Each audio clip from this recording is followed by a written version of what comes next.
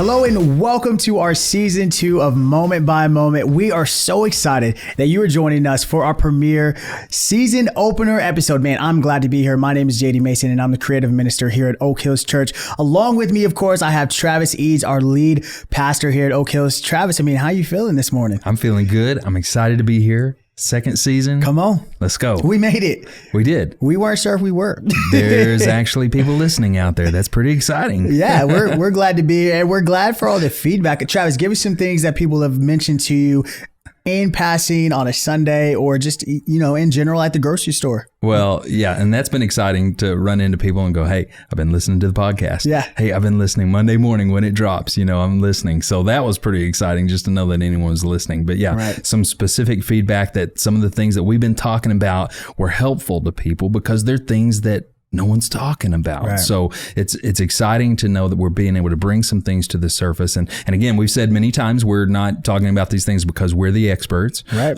But these are just things that we want to bring to the surface so that we can kind of destigmatize and be able to say it's normal for us to experience some of these things and be able to look to scripture for some of the answers. That's really it.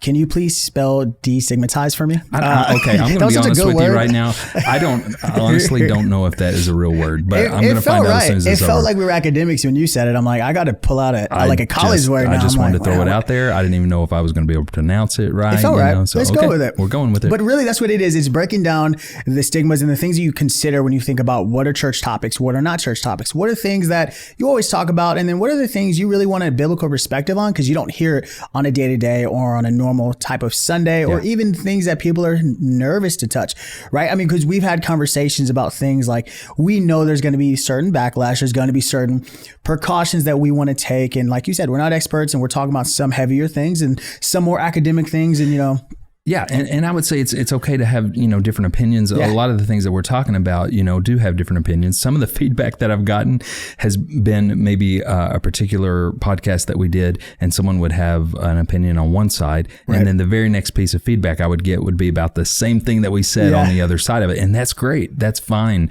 These are things that we're talking about to be able to surface so that we can discuss these things and really be able to sort through how we feel and how we think about these things. Obviously underneath, the authority of Scripture, considering that as well. So, all right. That's it.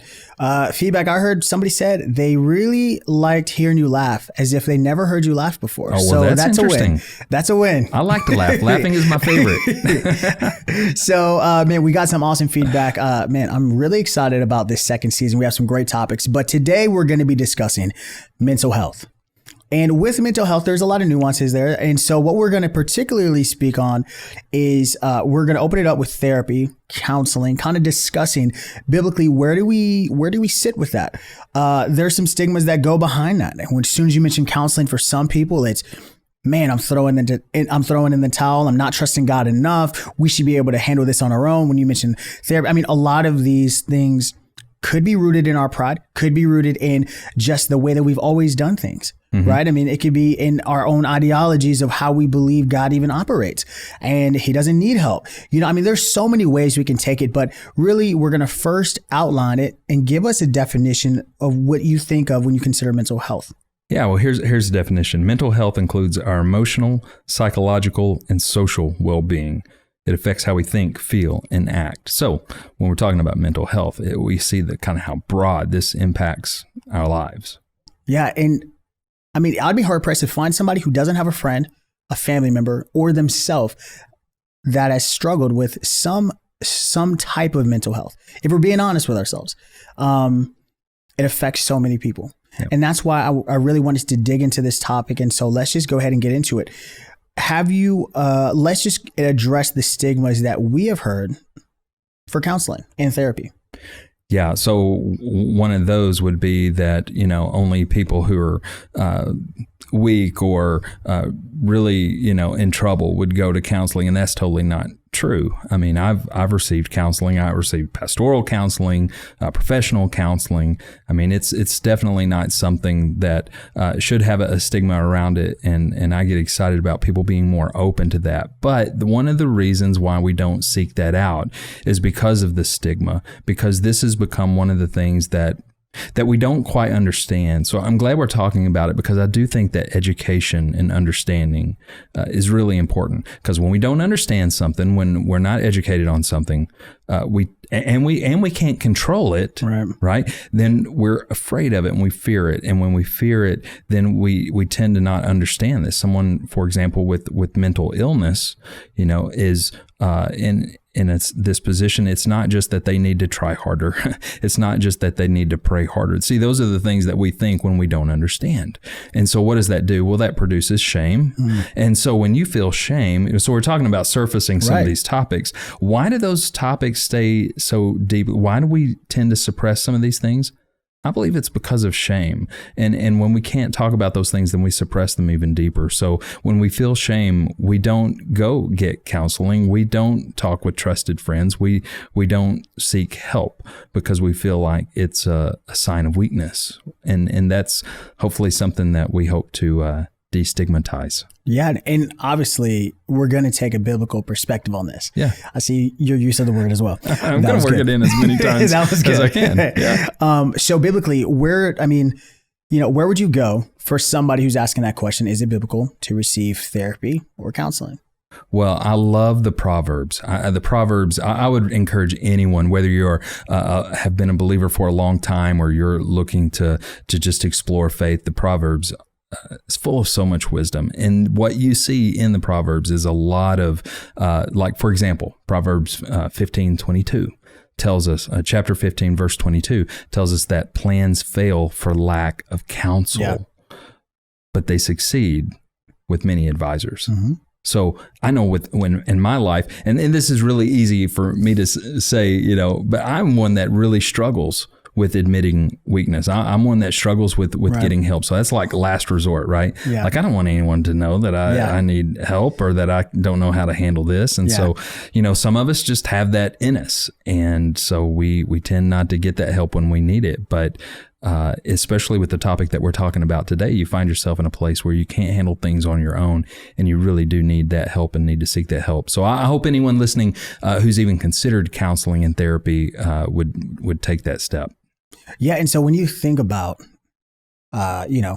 Solomon, who wrote Proverbs, and when he's writing, there's so many good Proverbs in there. There's so many good life principles, but there's a lot on counseling and receiving wisdom from others. I mean, so like you said, if you're struggling and you're considering, man, like I just don't want to go. Like I know it's probably, I think as men, we have pride, more pride than I'd argue that women have, right? Like we're probably more prone to fight it and be like, we can handle this on our own. Yeah.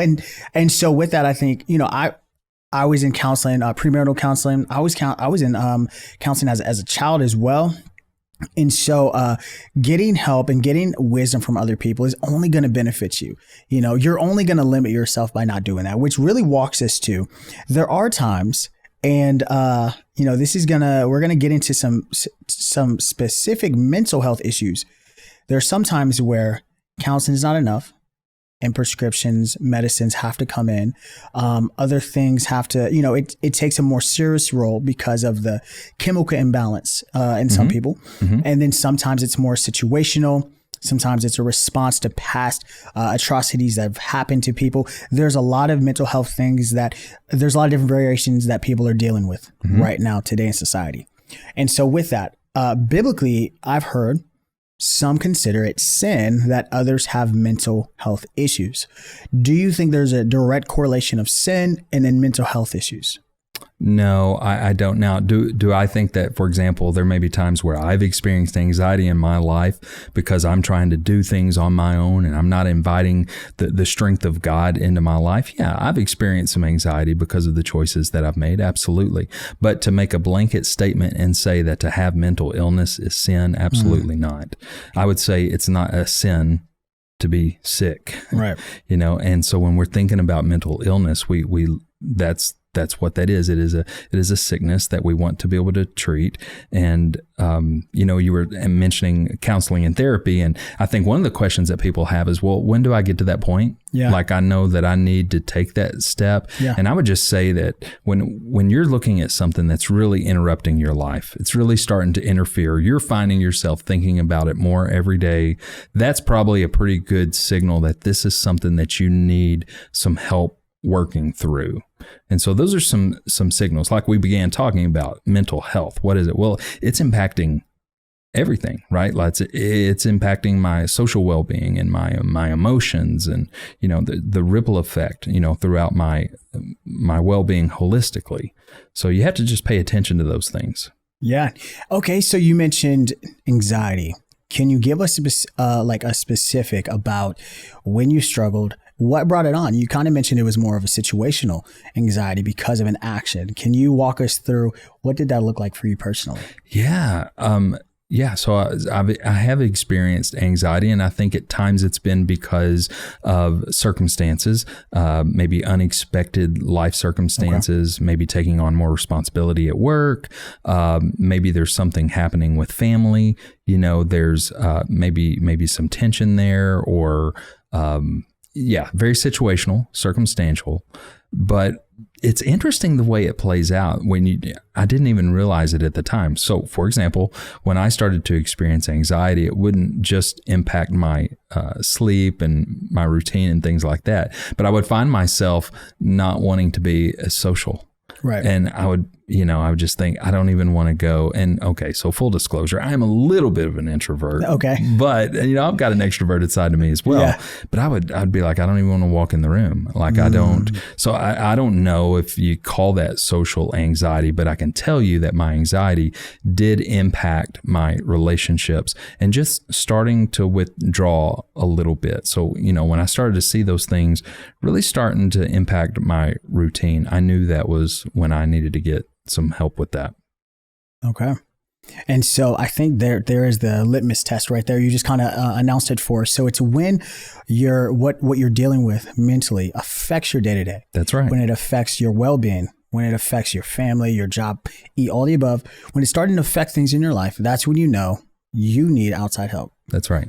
And I mean, be honest here. Did you feel a certain type of weakness initially? Did you feel like, I wish I was stronger? I think there is some nuances to us, why we don't jump at the opportunity initially. I think sometimes it's a back and forth with even ourselves of, do we, is this an issue yet? You know what I'm saying? Even though we know it's starting to affect us. I mean, can you talk about kind of like the fight internally that you had? Well, I don't even know if it was, I wish I was stronger. I'm just going to be honest with you. It's, I am strong. Yeah. Okay. I'm going to prove that I am strong, and I'm going to prove that by dealing with this. And here's so much of the lie.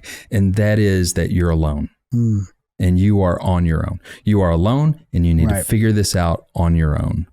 Because why? Because I am strong. I'm going to prove it to myself. I'm going to prove it to everyone else.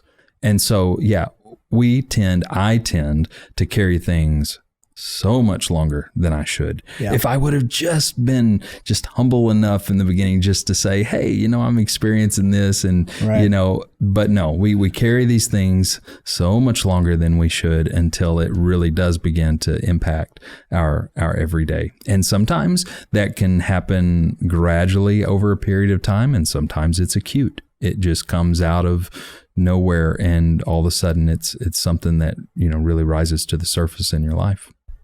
Yeah. One time for me specifically that I think anxiety crept up on me, it was my senior year of college. In college, you're looking, especially your senior year, you're looking for jobs, and what had happened was I just started to obsess over finding a job, applying to a certain amount every single day, while doing my not my master's, but while, this is my undergrad. So while doing the final projects, while doing all that stuff, but it was so intense because like all my day was filled with like obsessing over and stressing about it. And there was a point where I was like, I think I'm having anxiety because I couldn't sleep at night. All I could do was like, think about, I'm gonna be homeless. Like I go to the extreme, like it was like homeless, there was no like middle ground, and so the way, I didn't realize it till like way later in life. I was like, I think I was like borderline depressed and borderline anxious because I stopped functioning the way that I would. Friendships were altered. Like everything was altered because of the anxiety that I was battling with. And parts of that depression now, I do want to walk into some of the deeper ailments that do require prescription drugs. And the reason I want to talk about it is because the stigma also goes, not just that mental health is equal to sin. We discussed that earlier, but really it's taking prescriptions, aka from the world, is denouncing God's power. In a sense, it's saying that you're I've heard people say, you're not sick. You're battling from a lack of faith, and I think that is something that we have to address. So like when you hear things like that, when you hear people saying it's you're doubting God's power by taking medicine when you're sick, how would you address that? Well, first of all, you just empathize with, can you imagine how scary it is? And I've walked with people very close to me who have received that diagnosis. I'm talking, mental health disorders to seriously, mental illness, the things that just scares you, right? To even hear that diagnosis. And not just you who's receiving the diagnosis, but the family around you who's going, what do we do now? And someone begins to mention medication or something like that. So first of all, I just want to empathize, with people and how scary that is to even think about receiving, medication for something like that. But that is a part of it. And so, we've already said that it's not a sin to receive that. But you're right. There have been a lot of people who have either heard directly or indirectly the message that you need to have more faith, you need to pray harder. And, and sometimes that is a part of it, right? But that's not the whole story. Okay.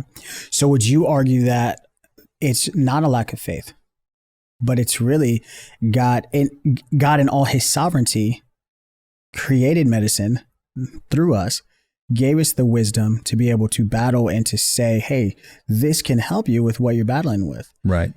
Really, because I think it's so scary because people attribute godliness with it. And so people are hurting and not receiving the help that they need, but it feels like a spiritual smokescreen in a sense. Mm-hmm. And it's interesting that we only have this conversation about mental illness, right? Like if my foot was broken or if I got a diagnosis of cancer, right. And, we wouldn't be saying, well, is it, okay to have medication or is it a sin?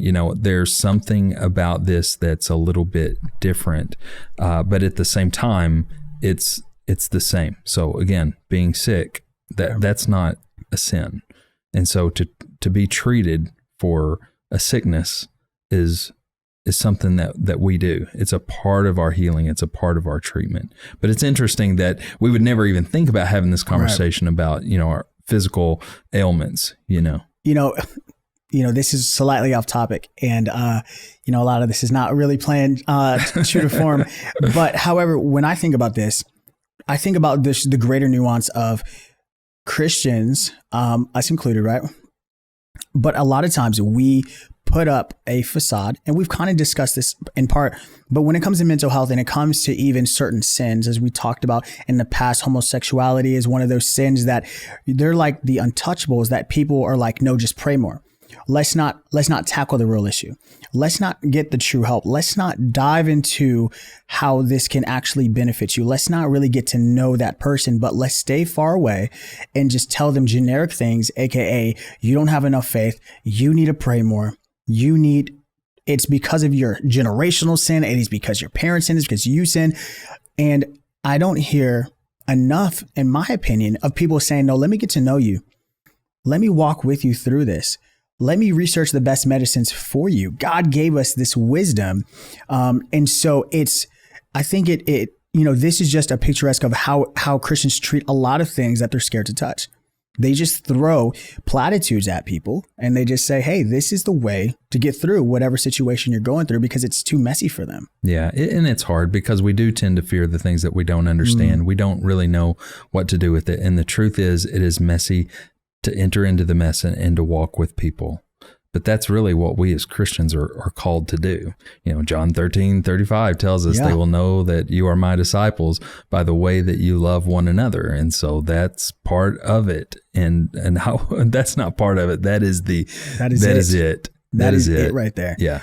Man, I think there's just so much here that I want to hit all of it, but I mean, bipolarism, we discuss anxiety, we discuss depression, there's schizophrenia. I mean, there's so many different mental disorders. Go ahead and just speak to the people who have family members, who have friends, maybe themselves are battling, and they're thinking that God made a mistake. How would you encourage them? How would you pastor them in these moments of feeling like they're less than even? Well, I think there are certain lies that we can buy into that make this a lot harder. One of those would be that I'm less than. One of those lies might be I'm alone, that God makes mistakes, that something's wrong with me. I just empathize because I've been there, and I just.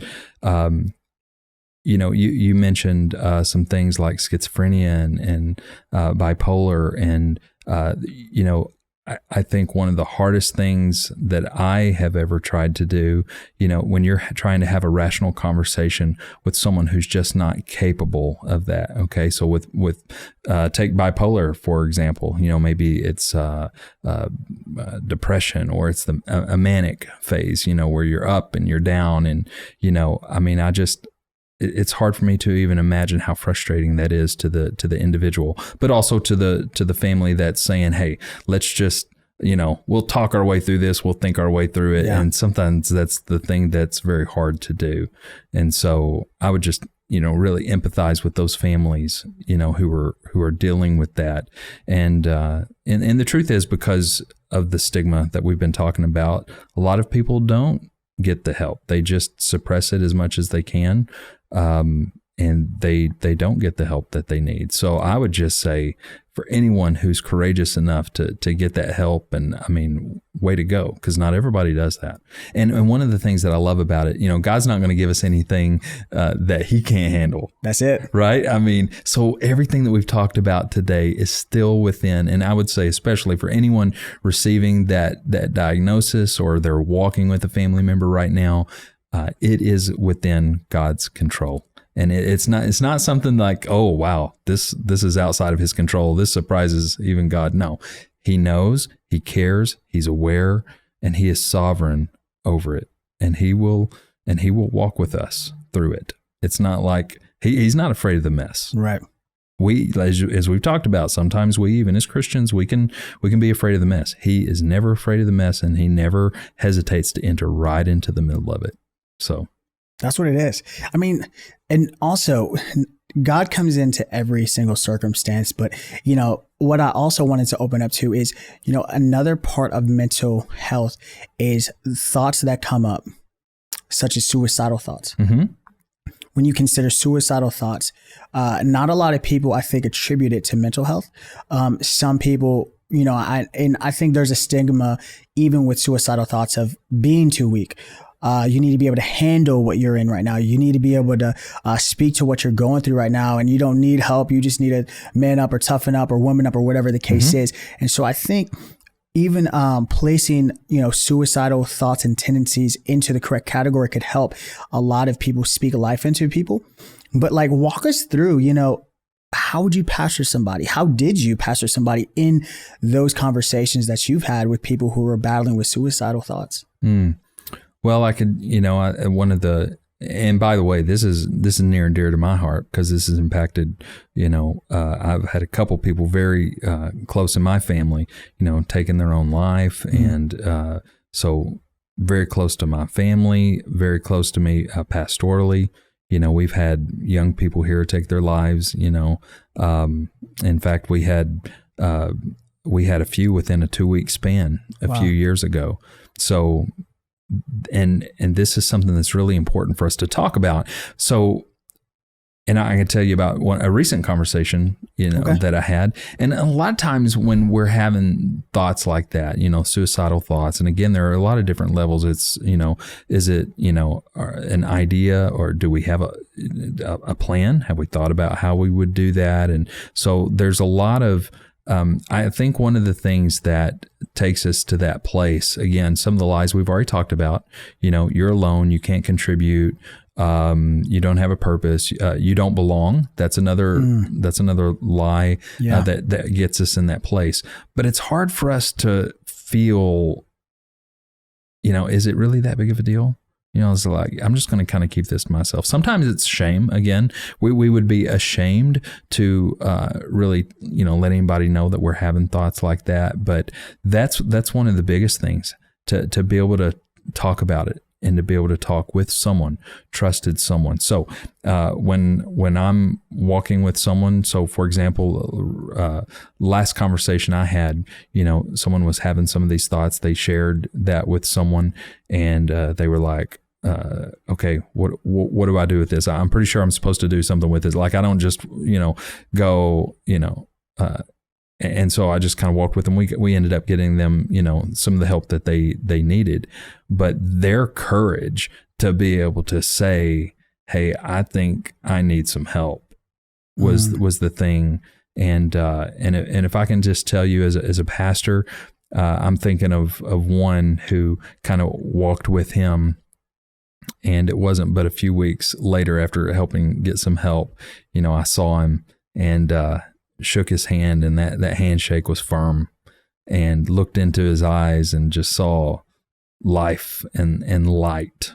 Okay. Because some of those lies were being, the truth was setting him free. Right. So the lie, and by the way, something else that's really kind of caught my attention. I mean, I've known this verse, John 8:44, when he lies, he speaks his native tongue. Speaking of our adversary, the devil, but he speaks lies. And I think that's one of the reasons why we're having this conversation, because he speaks so many lies, and sometimes we buy the lies. But Scripture also teaches that it's the truth that will set us free. And to watch that happen in people's lives, and I've seen it happen over and over and over. Now, I've been on both sides of it. I've been on, I wish I would have known. I wish they would have said something. I wish I would have seen something. But then there are those other stories where they did. And there's life and light, and there's hope. Yeah. And it's really encouraging to see the truth of Scripture come to life as the truth sets people free. Yeah. And they find that purpose, and they see that they do belong, that they do matter, that they are not alone, that God does have a reason for them to be here and contribute to the greater good. So walk us through that. I mean, that's good. There are lies that we have to battle. We have to replace them with truth. But in the heat of the moment, on a phone call or in person, somebody's like, I'm about to do this, whatever it is, take pills, jump, drive in the car, whatever the case is. What are you saying to them in those moments specifically? Yeah, well, you are definitely saying, hey, and really it depends. Yeah, if they're saying, I've got a plan, or I've been, thinking about this, that's really, there should be some urgency right there. Right. Okay. So, you would, probably want to, call authorities to help you, or to get them to a place where they can get help. And I'm not like talking about, hey, let's just, talk about this tomorrow morning. There's urgency there. So that's one of the things right there is you're right. So off the bat, letting authorities know, what is your next step when it's just you and them talking? So in terms of just like, how would you be encouraging them in these moments? What would you be saying? Just so people can have an idea of if they do find themselves having a conversation with somebody, what to say. Yeah, and I do think replacing those lies with truth. Okay, that's the important thing, because you think about it, when we're having thoughts like that, we really can't see. That's why we desperately need each other so much, because when we find ourselves in those places, we can't see everything the way it truly is. We need people around us to see our blind spots, and to be able to speak truth. And I think that's why it's so important. You even mentioned Moses earlier, so Moses has this speech impediment and he's telling God, I can't do this. I can't see how what you're telling me is going to happen could even happen. What does he do? Well, he sends a guy named Aaron with him. So one of the things that God does is he puts people around us who can help us, who can see things that we can't see. And so that's the job. And you know what? Here's another thing. You don't have to be a trained counselor. You do not have to be a trained pastor to just be able to be present and help them get to their next step. And a lot of times you are the bridge to that, because a lot of people aren't just going to just make the call to a hotline. They're not just going to go seek out a pastor or a counselor. That might not be their first step. Their first step may be to just talk to a trusted friend, and that trusted friend can get them to their next step. That's good. And so really, I love what you just said. You don't have to feel that pressure of saying the perfect thing. Right. And that's what I was trying to get to, is really that part, because I think a lot of people are so scared and so nervous that they'll say the wrong thing. But really, it's just about encouraging, replacing the lies that they're saying. I don't feel worthy. I don't belong here. Nobody will miss me. I'm not worth anything. All those things are just lies. Yeah. And so speaking in life is just switching all those things. You are worthy. People will miss you.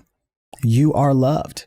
You will make a difference on this earth. You have an impact. Yeah. And having those specific things, when you just think about those things to say to somebody, I think it can really benefit people, even when they see traces of that with others, Well, and let's not underestimate the power of listening and being present.